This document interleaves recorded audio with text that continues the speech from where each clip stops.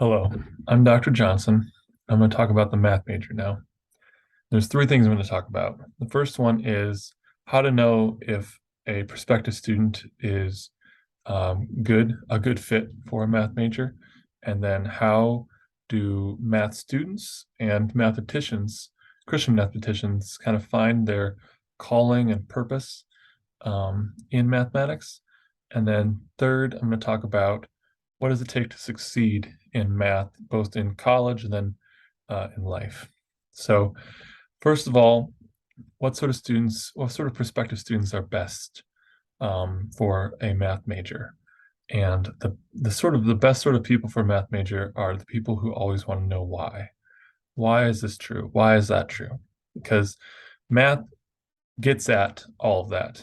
And mathematics is kind of, there was one mathematician who said math is the queen of the sciences. And so every science includes math. But if you really want to know why things are true or like how things actually work, you need to know the mathematics. And so students who are curious and want to know the why are great for mathematics. And also, it's good to kind of think about um, misconceptions. So a misconception about math is that it's only useful for teaching, and that's far from the truth. Uh, if when I got my PhD in mathematics, several tech companies reached out to me, asked me to work for their company. There's lots of room for mathematicians in the world. So how do you how does math students and mathematicians, Christian mathematicians, kind of find a sense of calling and purpose with mathematics? And I think that would be kind of two different things. I'll separate it, the teaching and the problem solving. So for myself, I'm a teacher, and I find a lot of my calling and purpose with mathematics in helping other people to understand things. So there's kind of this light that comes on in people's eyes when they finally understand what's going on, and and so that's where teaching mathematics is just a calling for it. And then there's also like pointing students. There's a lot of beauty in mathematics that's hard to see until you get there to the hard stuff, and you start to see how things are connected and how things work. And it's kind of amazing when you start to learn how things work and how things are connected. And then problem solving. So a lot of mathematicians end up being problem solvers, whether working for tech companies or governments or sciences.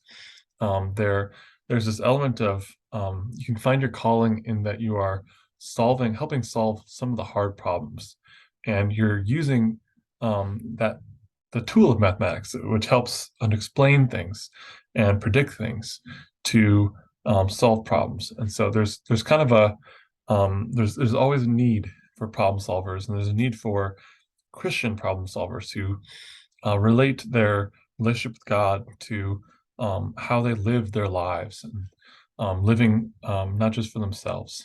And so, what does it take to succeed in mathematics? And related to the first point of who should become a math major is people who are curious. So, being curious is a great way to succeed in mathematics, but also it takes work. So a lot of students are high school students who are good at math, got to coast through high school. And I speak with a lot of students, prospective students who are, it's always been easy for them. And I want to kind of prepare them for they're going to have to actually work because and eventually you're going to get to some level of mathematics that's hard enough that you just can't coast anymore. And I want to kind of prepare them for that and get them excited for it at the same time. Because uh, if you're only doing things that are easy, it's hard to have a sense of calling and purpose in your life. It's just life is more about you and just what you're doing. And it's when you get to that point of like being challenged and pushing yourself to do better than you've done before that you knew you could. That's kind of when um, God can really use you.